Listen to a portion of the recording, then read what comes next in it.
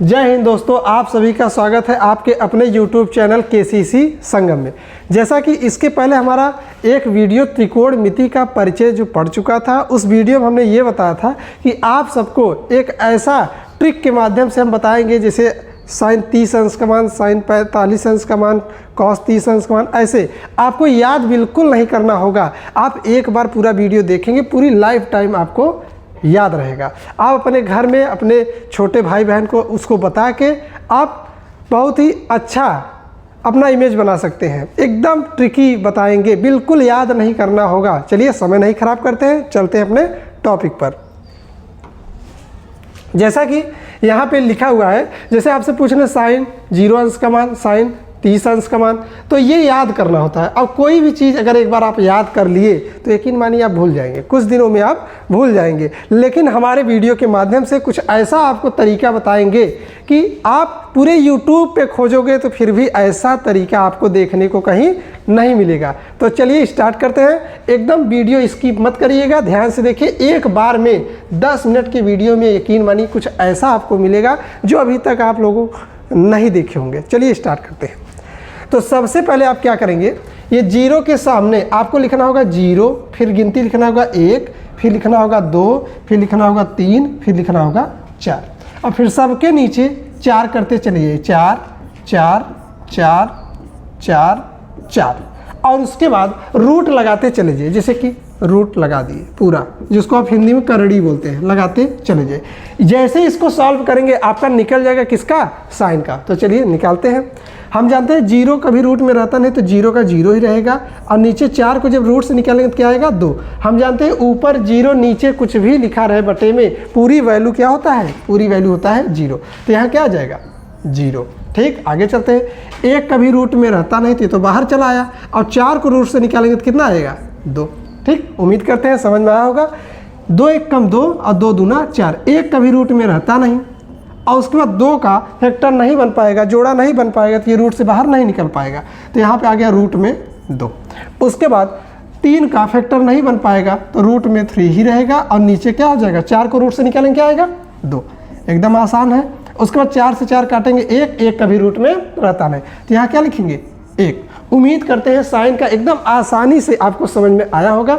अब देखिए, अब आप सोचिए हम साइन के निकाल दिए हैं, अब हम कहते हैं कॉस का भी निकला है, तो आप मानेंगे, देखेंगे तो मानेंगे। देखिए कैसे 90 वाले को 0 पर ऐसे, मतलब इसको यहाँ से पलटते हुए चलिए। जैसे 1 यहाँ लिख दीजिए, और रूट में 3/2 यहाँ लिख दीजिए, और 1/√2 यहाँ लिखिए, और 1/2 यहाँ, और 0 यहाँ। देखिए कितनी आसानी से आप साइन का निकाले, अपने आप किसका निकल गया, कॉस का। साइन का निकाले, अपने आप किसका निकला, कॉस का। उसी तरीके से अगर हम टैन का निकाल लेंगे तो अपने आप किसका निकलेगा, कॉट का। उसके लिए थोड़ा सा एक बेसिक सा फार्मूला है, वो देखिए। जैसे मान लेते हैं कहीं लिखा है साइन थीटा, और उसी के नीचे मान लिखा है कॉस थीटा। जैसा कि आप देखिए, यहाँ लिखा है साइन और नीचे लिखा है कॉस, वैसे लिख दिए। यहाँ लिखा है साइन, नीचे लिख दिए कॉस। अगर हम कहते हैं इसके बीच में बटे का चिन्ह लगा दीजिए, तो कुछ याद आया, ये किसका फार्मूला है, आप कहेंगे ये किसका फार्मूला है, टैन थीटा। ये फार्मूले का बस इतना सा मतलब है कि साइन का वैल्यू और कॉस का वैल्यू के बीच में बटे का चिन्ह लगा के जब सॉल्व कर देते हैं तो किसका बन जाता है, टैन थीटा। उसी प्रकार से देखिए, यहाँ अपने दिमाग में सोचिएगा कि यहाँ बटे का चिन्ह लगा हुआ है, ये बटे का चिन्ह लगा हुआ है, तो साइन अपॉन कॉस बराबर टैन। ऐसे यहाँ बटे का चिन्ह लगा हुआ है, तो 0 ऊपर 1 नीचे। हम बताए थे जब भी 0 ऊपर रहे और 1 नीचे रहे तो पूरी वैल्यू क्या होता है, आप कहेंगे पूरी वैल्यू होता है 0। ठीक, उसके बाद देखिए 1/2 यहाँ है, रूट 3/2 यहाँ है, तो 2 से 2 जब कैंसिल हो जाएगा तो ऊपर 1 बचेगा और नीचे रूट में 3। उम्मीद करते हैं ये एकदम आसानी से आप समझ गए होंगे। चलिए यहाँ बता दे रहे हैं, जैसे लिखा है 1/2, फिर बटे का चिन्ह लगा है, और रूट में 3/2। हम जानते हैं ऊपर वाला सेम उसी तरीके से रहता है, इस भाग को कर देते हैं गुणा, और ऊपर वाला नीचे और नीचे वाला ऊपर, तो हो जाएगा 2/√3। और जब इसको कैंसिल करेंगे तो आएगा 1/√3। चलिए स्टार्ट करते हैं आगे। वही सेम ऊपर है और वही सेम नीचे है, तो जब बटे का चिन्ह लगा के सॉल्व करेंगे तो आंसर कितना निकलेगा, 1। ठीक, तो चलिए इसको बढ़िया से लिख देते हैं। चलिए ये पूरा कट के कितना आ जाएगा, 1, और यहाँ 2 से 2 कैंसिल होगा तो रूट में 3 और नीचे 1, सब ऐसे नीचे 1 रहता है, लेकिन जब इसकी ज़रूरत पड़ती है तब एक को हम यूज करते हैं, नहीं तो नीचे अपना पड़ा रहता है। तो एक को यहाँ पे हम नहीं लिखेंगे। चलिए आगे चलते हैं। अब देखिए इस बार एक ऊपर है, 0 नीचे। थोड़ा ध्यान दीजिएगा, इसके पहले क्या था बताना चाहेंगे आपको, एकदम बेसिक सा कॉन्सेप्ट है, आप सीख सकते हैं। देखिए यहाँ कंडीशन क्या था कि 1 में भाग देना था, 0 में भाग देना था 1 से। कहने का मतलब 0 में भाग देना है 1 से। आप मोबाइल निकालिए और तुरंत 0 लिखिए, फिर भाग का चिन्ह लगाइए, फिर 1 लिखिए, आंसर आपको मिलेगा 0। तुरंत आंसर 0 निकलेगा। उसके बाद यहाँ पे कंडीशन ये बना हुआ है कि इस बार 1 ऊपर है और 0 नीचे। तो इसको आप ऐसे लिख सकते हैं 1/0। जब 1/0 करेंगे तो आंसर क्या निकलेगा? आंसर निकलेगा यहाँ इनफाइनाइट। उम्मीद करते हैं एकदम आसानी से आपको समझ में आया होगा।